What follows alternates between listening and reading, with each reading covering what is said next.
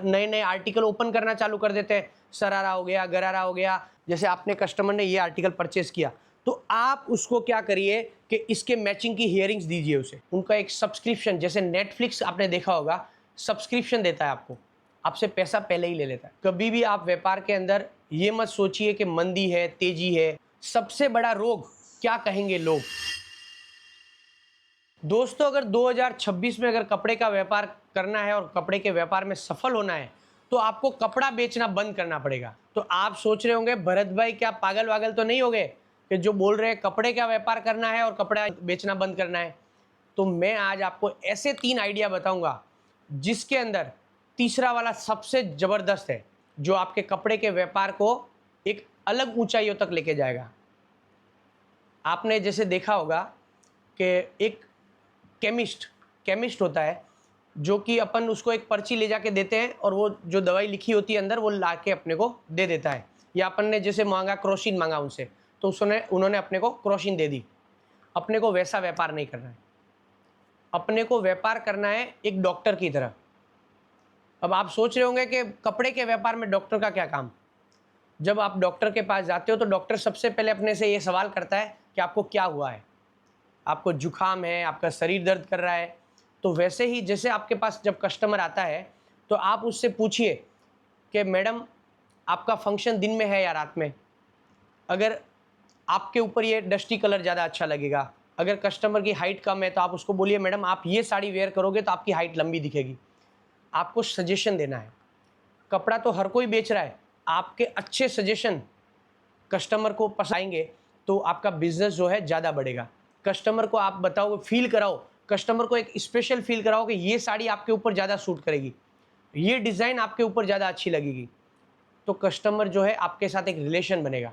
वरना क्या होता है कि नॉर्मली दुकानदार जाते हैं, कस्टमर बैठता है, उसके सामने साड़ियाँ खोलना चालू कर देते हैं अलग अलग तरह की। जैसे गारमेंट का बिजनेस है तो नए नए आर्टिकल ओपन करना चालू कर देते हैं, शरारा हो गया, गरारा हो गया, लहंगे वाला आर्टिकल हो गया, बीट्स वर्क का आर्टिकल हो गया। उसने कस्टमर को पूछा ही नहीं कि उनको क्या फंक्शन के लिए आइटम चाहिए। कस्टमर 10 20 50 देखेगा, थक जाएगा, उसको पसंद नहीं आएगा, वो चला जाएगा। जैसे दूसरा आइडिया है एंटी डिस्काउंट पॉलिसी। आपको कस्टमर को डिस्काउंट नहीं देना है। अब आप सोचोगे हमारा तो बार्गेनिंग वाला जगह है, वहाँ पे तो डिस्काउंट के बिना माल ही नहीं बिकता है। तो आप कस्टमर को 50-100 रुपये डिस्काउंट देने के बजाय उसको फ्री गिफ्ट दीजिए। जैसे ये आर्टिकल कस्टमर को दिया, जैसे आपने कस्टमर ने ये आर्टिकल परचेस किया तो आप उसको क्या करिए कि इसके मैचिंग की हियरिंग्स दीजिए उसे। वो आपके तो आप कस्टमर को बोलिए सर आपको मैं 100 रुपये डिस्काउंट नहीं दूंगा, लेकिन ये देखिए इसके मैचिंग की जो ये हेयरिंग है आपके ऊपर बहुत सूट करेगी, ये 500 रुपये की हेयरिंग आपको मैं फ्री गिफ्ट में दूंगा। तो उससे क्या होगा, कस्टमर जो होगा वो इयरिंग आपको तो नॉर्मली 50-100 रुपये में घर पे पड़ी होगी, लेकिन जो कस्टमर है वो खुश हो जाएगा और वो कस्टमर आपके साथ इमोशनली अटैचमेंट हो जाएगा और 4 ग्राहक को लेके आएगा। वैसे ही जिसे मैंने आपको बताया था तीसरी पॉलिसी के बारे में, तो तीसरी पॉलिसी जो मैंने आपको बताया था बहुत ही ज़्यादा कारगर साबित होगी आपके बिजनेस के लिए।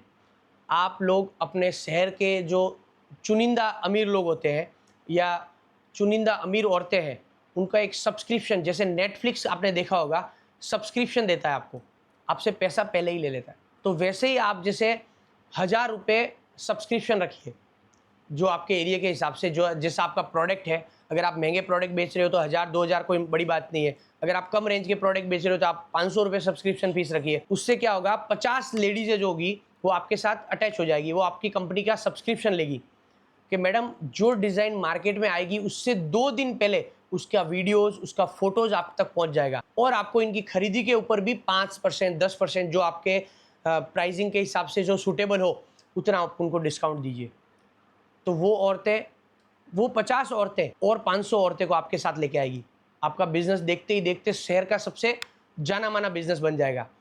और वो 50 कस्टमर जब आपका आर्टिकल रेगुलर पहनेगी तो उनको देख के और भी कस्टमर आपके पास आएंगे। आपने देखा होगा मार्केट के अंदर सब्सक्रिप्शन वाले जो चीज़ें होती है, अपन ने जैसे एक बार सब्सक्रिप्शन ले लिया तो अपन रोज़ उसी दुकान पे जाते हैं। वो कस्टमर जो उनको कुछ भी परचेज़ करना होगा वो आपकी दुकान पे आएगा, तो आपकी दुकान की ग्राहकी बढ़ेगी।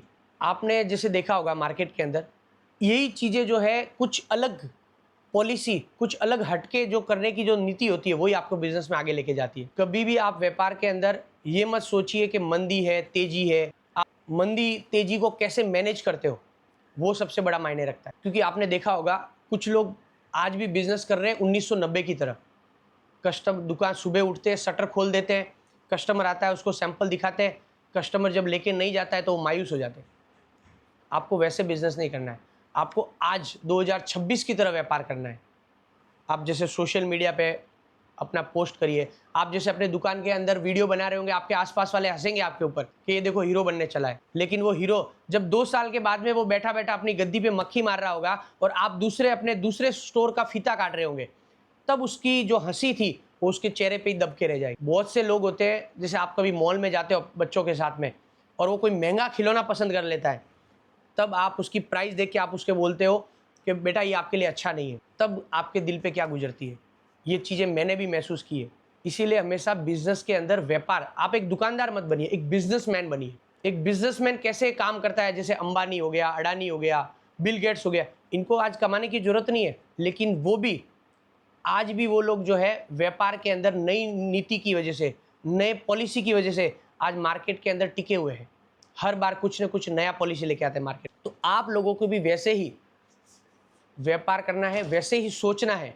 एक बिजनेसमैन की तरह जब आप सोचना चालू करोगे तो आपको उनकी तरह आइडिया आना चालू हो जाएगा। सीधा सिंपल तरीके से व्यापार तो लोगों ने बहुत कर लिए, हजारों लोग कर रहे हैं।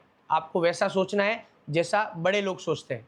और ये एक सबसे बड़ी बात बोलता हूँ आपको, सबसे बड़ा रोग क्या कहेंगे लोग, आपको लोगों के क्या कहेंगे, क्या करेंगे, उनके बारे में नहीं सोचना है, अपने बिजनेस के बारे में सोचना है और अपने बिजनेस के लिए क्या फायदेमंद है और क्या नुकसानमंद है, उन चीज़ों के बारे में डिस्कस करना है।